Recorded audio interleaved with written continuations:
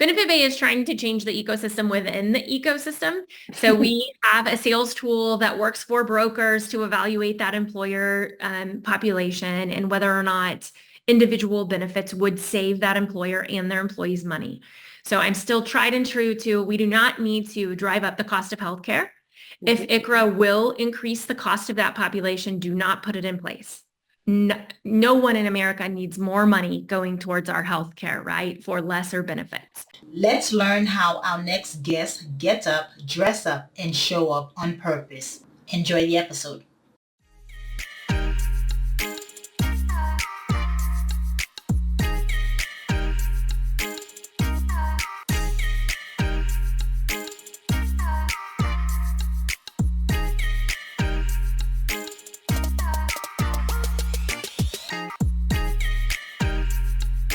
Hello, morning enthusiasts. Welcome to the Best Morning Routine Ever podcast. I am your host, Dr. Lunid, and today I have the honor of introducing a special guest to the show, Brandy Burch. Now, Brandy is the trailblazer, founder, and CEO of Benefit Bay, a pioneering company revolutionizing employee benefits and health insurance.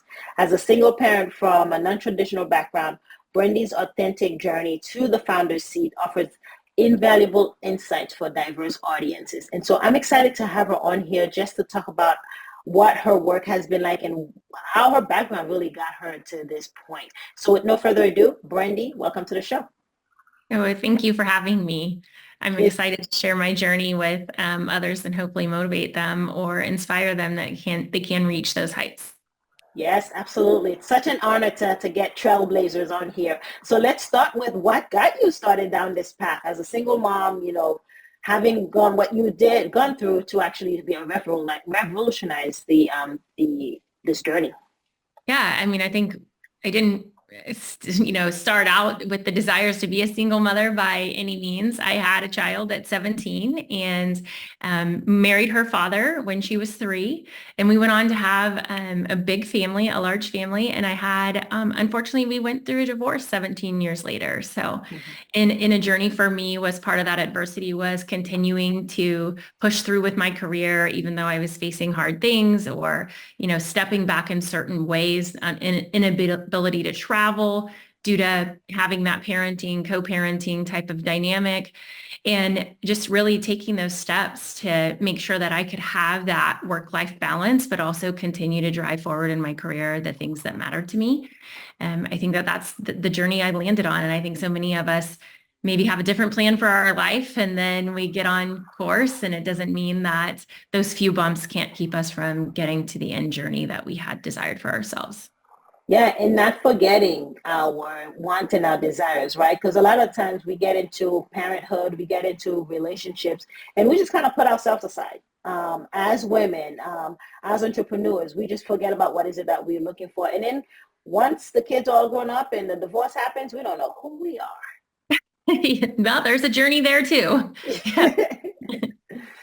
So it's nice to see that you took in that the first pedestal and say, this is how it can be done, and you can have that life that you still want, despite of that. So tell us about Benefit Bay. Yeah, the journey to Benefit Bay was as well just a career journey. I've been an operator or an accountant all of my career. I like to say an operator because I didn't just come at it from the numbers. I understood business and how the humans as part of that business make that business successful. So driving those performance metrics that make people happy to be at their job, they will perform better.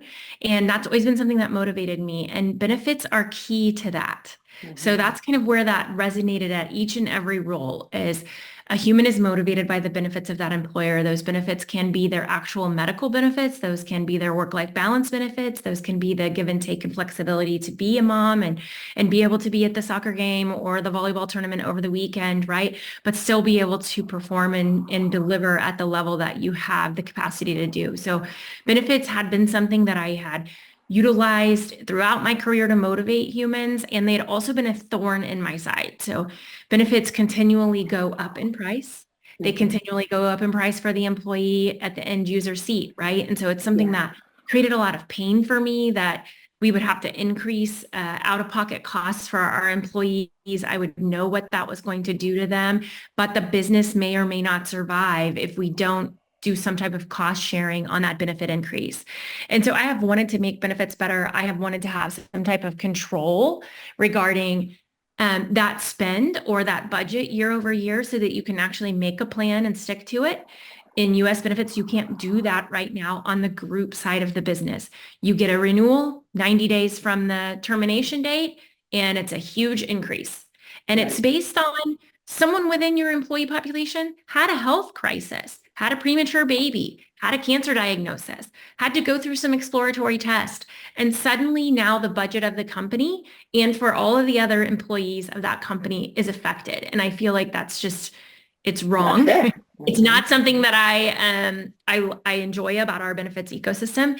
And until 2020, there really wasn't a way to look at it differently. In 2020, some favorable legislation passed called ICHRA, ICRA, and it's a acronym that often people can't find if I don't say ICHRA. It's individual contribution health reimbursement arrangements, and it allows the employer to now define a contribution that's fair and equitable to their employee members and allow those employees to go out and shop for their own insurance and for what matters for them. So if I'm someone who's really in my child rearing years and our kids are going to the doctor all the time and I just want to be able to have a zero copay when I take my kids to the doctor. I don't want to write a $165 check or use my debit card for 165 Hmm.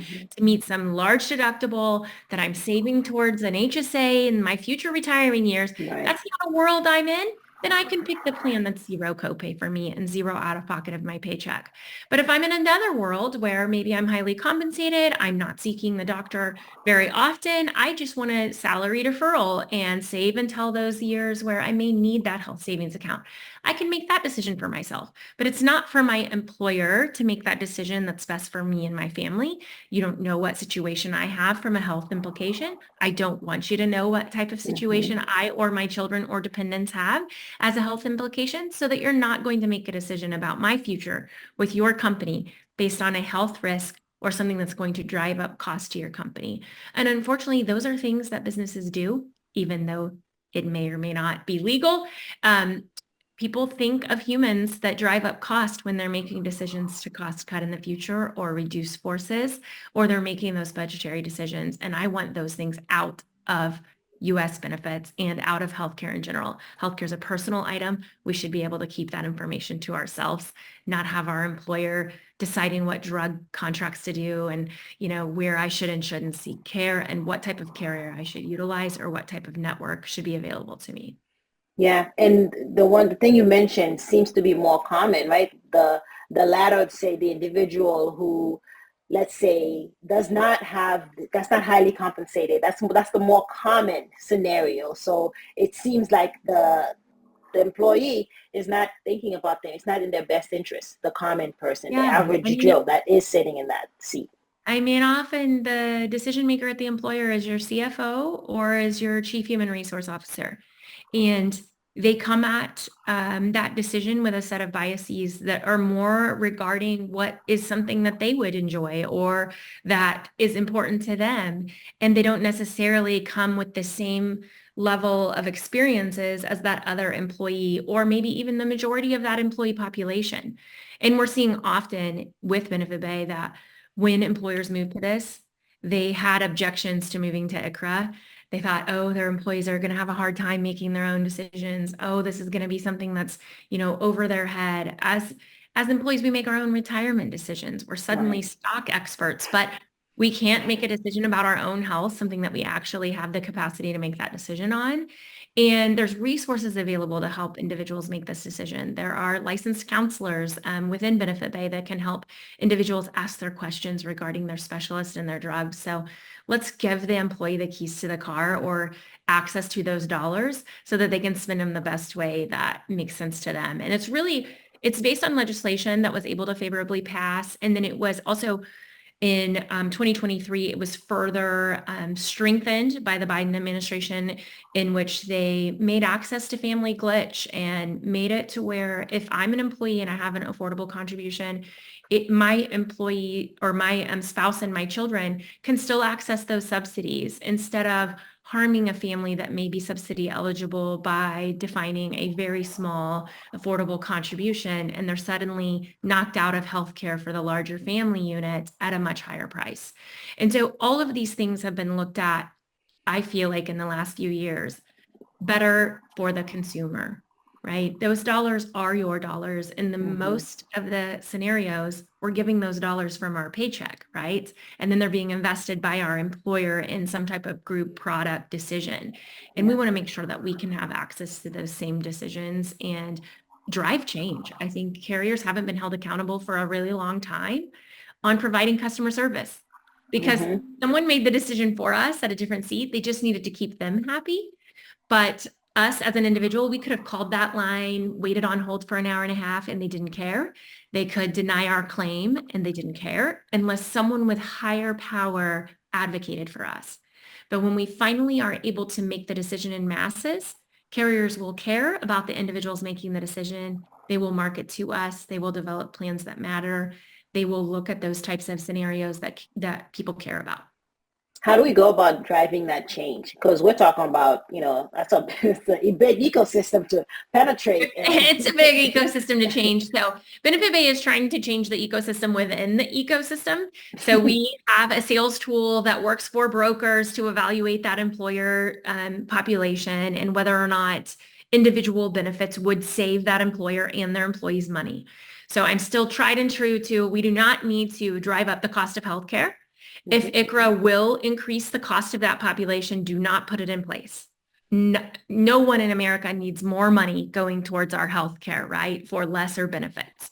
Yeah. So let's first qualify that in the front end. There are still a few states that individual coverages or individual ACA off-exchange plans are more expensive than group, but 31 of the 50 are more reasonably priced than group. So we should be showing that massive shift towards individual choice. There's some things that's slowing that down, and that are those decision makers at those employers, resistance to change, it's new, feeling like they may lose a little bit of control. At the broker seat, similar, it's something that's new, they may lose control. How do I add value when now a Benefit Bay is in the middle and maybe the employee starts to build a relationship with Benefit Bay and choosing their decisions and the employer does? How do I still add value as a broker, and how do I receive compensation? I think that when more and more employees start asking their employer for choice, the employer will be motivated to continue to drive this change forward. I think as well, when more and more employers are asking their brokers, why isn't ICHRA being presented at my proposal each year? Then we'll start to see the movement at the agency side where ICHRA is proposed each year alongside those other products. And may the best product win. If ICHRA is the best product, let's get the employees in ICHRA. If it's group funded or self-insured, let's get them in what's going to drive the cost down and be responsible for that end user. Yeah. And why is it so expensive? It's the $1 million question. Why is healthcare so expensive? Yeah. And I feel like you can ask over and over again and still we haven't had the right answer. Yeah, I think healthcare is so expensive because there hasn't been competitive advantage. There hasn't been transparency. And I think that the carriers have gotten a bit egregious at owning a lot or multiple parts of the ecosystem. Yeah. They're able to deny claims in creative ways, and end-using employees don't actually have access to that coverage that they thought they had. And the income was not limited to the carriers. It's not regulated. And therefore, every dollar they save is a dollar they keep. And that motivation is not the motivation that should be in the market.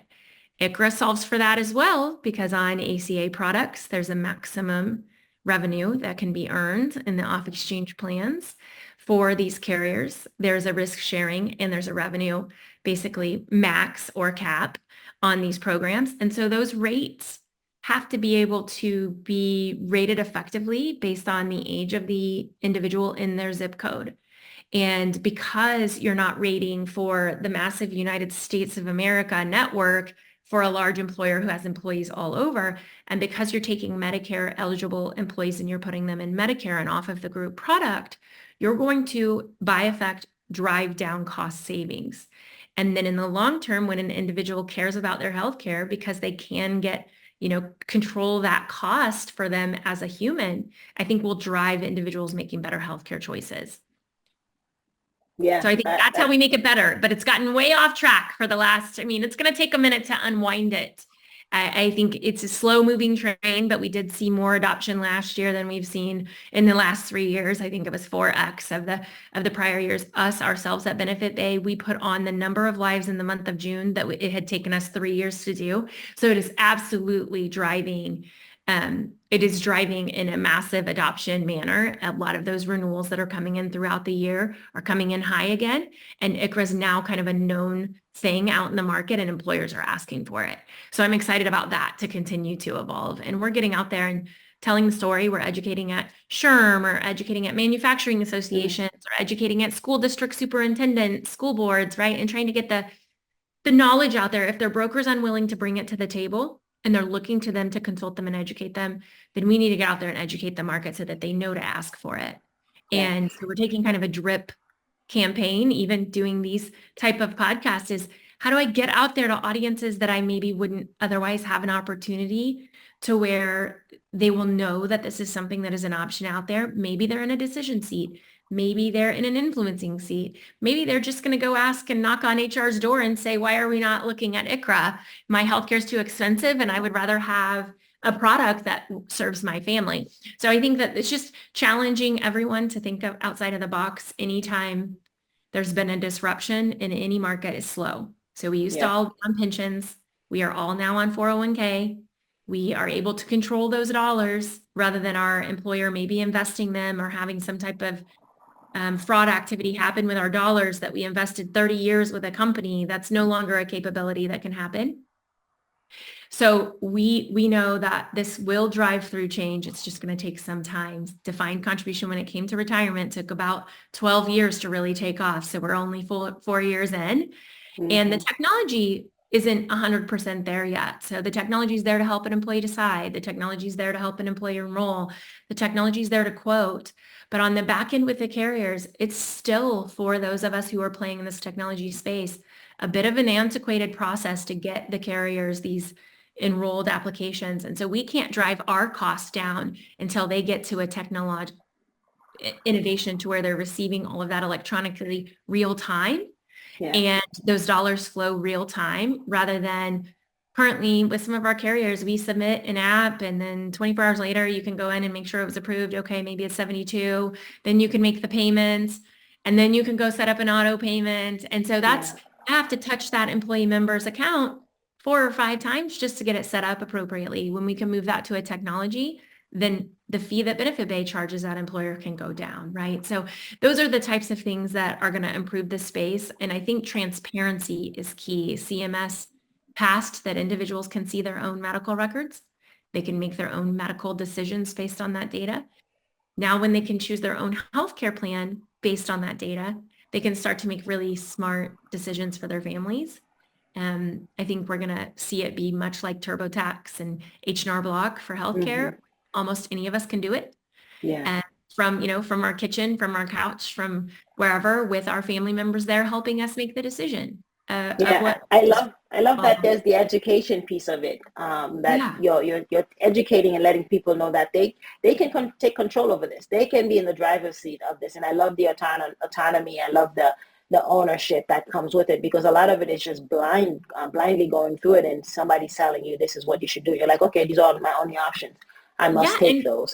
Yeah. And can we get women in for their mammogram because it's free? Like, can we nudge them and tell them, like, go make this appointment? And can we get them in there for their, colonoscopies if they have health risk? Like, let's also drive positive change in healthcare, because humans aren't going to the doctor because they can't afford the out-of-pocket costs. They're on high deductible plans and they don't have the money to go and pay for that visit. So they're letting their healthcare go. Mm-hmm. And we need to take that charge back and take care of ourselves. Yeah, and it's no small feat what you're doing, but it is feasible. It is possible, because let's think globally. Let's think Right. global. Let's think outside. Let's think Canada. Just go up north for a little bit, right? Let's Yeah. think Europe, Switzerland. Like the benefits, like the time off just for maternity is, you had a year, 2 years off, Right. paid, covered. Like it's been done. It can be done. It How do can be we? done. And it's done in all other countries at a lesser cost, at a better health outcome. And so how are we the most expensive with the worst health outcomes? And how is that on a continued decline, right? We shouldn't have that in the US, and we do. And so this is a way that we can start to drive change, and it's not going to happen overnight, but absolutely out here driving the change towards personalizing benefits. Our workforce has changed. Mhm. Our how we live has changed. Benefit Bay is a remote workforce. I'm on your podcast from my basement in Kansas City. My 26 team members sit in 18 different states, and we don't have to all sit in the same states any longer and be in a Mhm. remote or be in a brick and mortar office that we go to. So our healthcare also can't be just seated in one state because we're Right. all over. So we need those choices. What's accessible to me in Kansas City sometimes is a completely different carrier brand that really owns that market and has great experiences and great pricing than what may be available to my coworker in North Carolina, right? So, Yeah. and all of those things are something of the product of how we've evolved. And that's also what's driven up the cost of healthcare because people started trying to buy a product that could service everything, even though it was only needed by maybe two employees that were hired in San Francisco and one in New Yeah. York, right? So it drove up the cost for everyone else who was seated maybe in a smaller geographic area. And I think that that's parts of healthcare that people don't understand. And it's very complex. There's lots of rules and regulations and compliances for employers. And so you have to have the right type of partner in here helping you make those decisions. I still think a broker is key in this equation. Brokers are going to help you. Brokers with the right motivators are going to help you pick the right product for you that is going to drive the right cost savings. They're going to help you see those trends that are coming your way. The brokers that we work with, they've been bringing ICRA to the table since 2021, right? And so they're innovative and they care about their clients. They've saved their client dollars. There are brokers for sure out there that are not caring about saving their clients money because it takes money off of All their right. take paycheck, right? I mean, They're and those different motivation. They have different motivation. If you have a third party, remove all that emotion out of it, or that need, that motivator, then yeah, they will have the best interest in the patient, the So, patient or so client. moving to transparency is important. The Yeah. other thing we didn't really talk about is I have a daughter who's a doctor. She's a fourth year resident here in Kansas City, and she has taken on, I mean, near $300,000 in student debt to become a Hmm. doctor, right? And on the other side, we are really compressing physicians.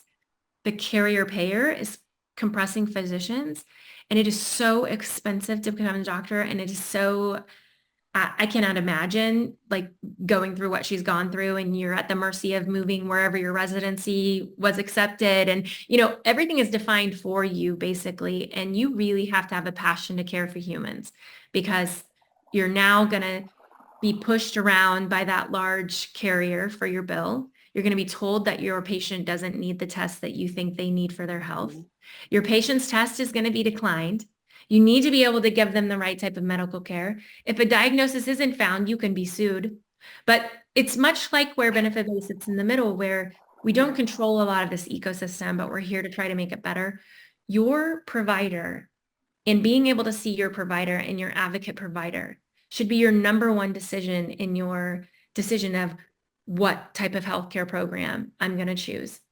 If your HR manager makes that decision for you and changes carriers and you've lost a doctor, it's an average a 9-month wait to get into a new primary care provider. They also aren't going to get the test you need to get up to speed approved by a carrier, right? Right. You have to have met so many boxes. So that part of the healthcare has gone down while the costs have gone up is because they're working with kind of these handcuff rules all around them to provide the care we need. And then we're going to then hold them accountable when something happens as a patient, right? And so I think it takes the utmost drive to become a physician in America right now with all of those restraints that they have coming at them. Yeah. Absolutely. That you have such a wealth of knowledge around this, and it's really insightful to know the different angles of this and how it is progressing. And I'm glad to hear that there is progress made because you have the full picture Yeah. around it. Tell us a little bit about your morning routine as we get closer to the end here. How do you get up, dress up, and show up? Like, how do you do what you Yeah. do? You consume a lot of knowledge, I imagine, just to know what you do know with laws and regulations and all that. But let's talk about how do you show up? Yeah, how I show up, I think it's really important in remote work. And so this is key to a morning routine, I think, in a remote office environment is to behave as if you're going to an office and you're going to be in public with lots of humans, right? And so don't take a step back because you're working remote to where you're not investing in taking care of yourself each morning. You're not waking up with that morning routine of, I'm going to get dressed nice for, business casual or whatever it is that is for your work environment. But you need to get up and you need to be able to face that day with the type of energy that I'm ready for my day. And how better to do that than, I mean, for me, it's got to be shower in the morning and it's got to be, do the makeup and the hair and, pick out some cute earrings and wear a dress and some shoes. And no one sees me from the waist down. And I could get to where I'm really comfortable and I'm wearing sweatpants and flip-flops, but it starts to convert over to other parts of I your day agree. when you don't start it with that level of drive and passion, and you feel better about yourself, Hmm. right? You feel ready, you feel confident, you feel more energized when you take those steps. And so I think that that's key for me. Coffee's key for me. And Yeah. also a couple of days, it's not a week because I don't right now as a startup founder, you work a ridiculous amount of hours. So I find myself on earlier and earlier and not having the time, but getting out of the house a couple of days a week and what I call my fake commute. So whether it's to go to a Starbucks or just to the quick trip, in Kansas City, quick trips are fun, to get a nice tea, Yeah. it's for me just getting out of the basement, right? So getting around humans, that's something that I need once in a while. And if I found myself in this basement a lot with not that many out of basement meetings, so mostly Yeah. on Zoom, or it can be emotionally draining. The most introverted person still needs to get around a human once in a while, Yeah. right? So Yeah. getting myself out there is important. I used to, for a lot of years, do the gym in the morning. I have found, and I'm 48 here in August, so I have found as I get older, I have less energy to do the gym in the morning. And so Mhm. that is something that has gone away from a routine from me. I wish I could still do that, but it's just something for me that has had to shift to a later time of the day for me to be motivated. But again, same thing though, even though it's not in your morning, make sure that you're still taking care of yourself. Don't let it go. Startup founding is hard. Starting something Mhm. new, being an entrepreneur, even if you're just trying to drive change in your community or make the world a better place in any Mhm. place, if you're taking Mhm. on something that heavy, you got to make sure you're still investing in yourself so that you can have that to give or to fill up that Right. cup for everyone else. That- So for me, it's all about that coffee or that caffeine, which is, just a little crutch that I've developed over the years, but also making sure that Look I good. have done Yeah. my hair and, the makeup and the whole thing and add that little spice that's a little bit about your personality. I love that. When you look good, you feel Good, you good, feel and you just good. show you show up. Yes. Yeah. Yeah. Brandy, thank you so much for sharing. I love that insight. Tell us, how can we connect with you? Where can we find Benefit Bay? Where can we find you? Yeah, so Benefit Base on LinkedIn. Very active on LinkedIn. You can find me on LinkedIn, or I did start a Twitter, Brandy Burch CEO, on Twitter. And then I would say the most content that I share is on LinkedIn. I tend to, share regarding ICRA or regarding benefits and things that are going well or where I'm going to be or speaking or anything like that. But all things ICRA, I would say follow Benefit Bay. Also, we have a great website that's very resourceful that helps you as an employee have those speaking points with your employer and then helps your employer research it if you have a conversation with them. Fantastic. Brandy, it's been such an honor. Thank you so much for joining us today and sharing. Yeah, thanks for having me. Amazing. Hope you enjoyed today's episode. Please comment and tell us what was your favorite part, your favorite habit that you are going to try out for yourself today. Comment below. If you haven't already, be sure to subscribe. Until next time, I will see you at the top of your best morning routine ever. Stay blessed.